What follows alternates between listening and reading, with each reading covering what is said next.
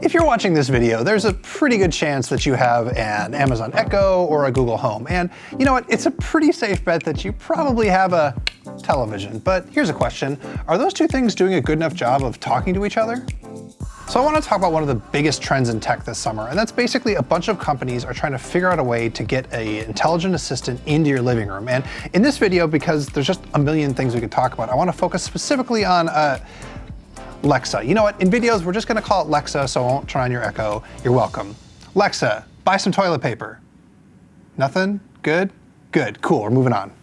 The way that most people get Lexa into their living room is they buy an Echo or an Echo Dot, or I don't know, this cute little thing, the Echo Spot. I love it. It's cute. It's got a little screen and it's round. Anyway, the problem with that is you end up with another gadget in your living room, and maybe that's not a big deal, but you've also got other gadgets in your living room. You've got a TV, you've got maybe a soundbar, you've got a console, a set-top box, and you want all that stuff to talk to each other. And frankly, it's complicated. Welcome to the world of HDMI CEC and HDMI ARC and a million remote controls and IR blasters.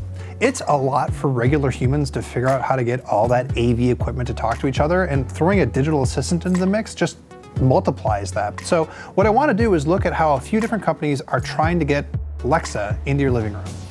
The linchpin for the whole experience is getting a Fire TV. Now, if you just get a Fire TV 4K or just a regular old Fire TV, the problem there is you got to hold down this little microphone button on the remote to talk to Alexa. Nobody wants that. You just want to shout commands into the room. And so then you have to get something on the side like an Echo Spot or an Echo Dot. Or you can get this cute little dude. This is the Fire TV Cube, and we reviewed it a little while ago, and it's fine. It's got those annoying IR blasters and whatever. Now, I know it doesn't work with YouTube because Amazon and Google are fighting, and the world is terrible, and maybe they'll solve it someday. I can't solve that problem. But here's the thing.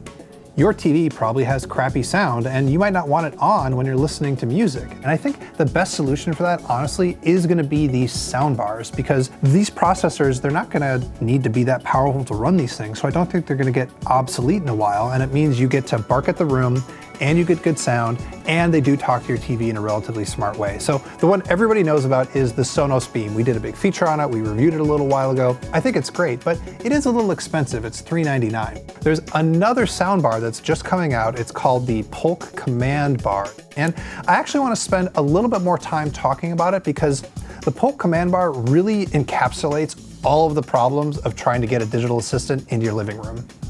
All right, so this is the Polk Command Bar, and it's associated sub, whatever. It is $299, and if you look at it, it looks like there's an Echo Dot just slapped in the middle of it. It's not that, it's custom circuitry, but 2 years ago, that's what they thought they wanted to do, so they started that way. Amazon gave them special permission, whatever. The reason this thing is interesting is it has a different solution for getting Lexa working on your TV. It's actually in the middle of the HDMI chain instead of hanging off at the end of it. And so to explain that, we gotta talk about inputs and outputs. Okay, so if you look at the inputs on this thing, it's pretty standard, 2 HDMI in, 1 out, there's an optical in, normal stuff. But what's interesting is because the Alexa is on this soundbar, it is able to do the HDMI switching with your voice because it has direct control of it.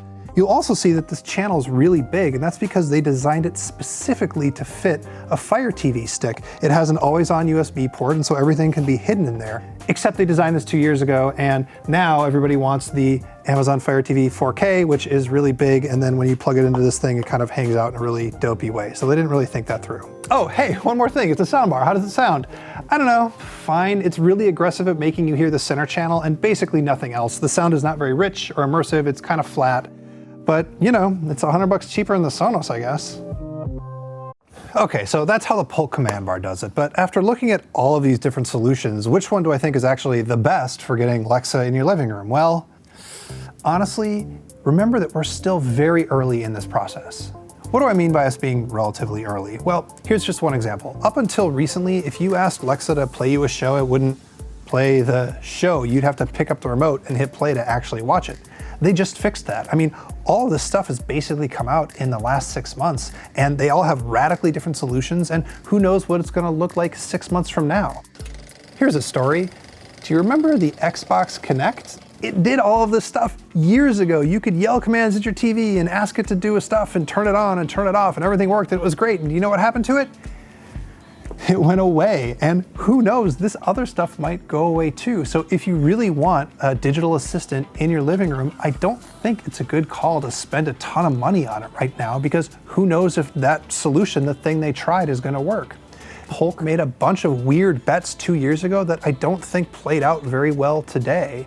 So maybe the Beam is okay. The Beam is okay because you get to buy into Sonos. But for everything else, if you really want Alexa in your living room, you know what my advice is? Just get a Dot.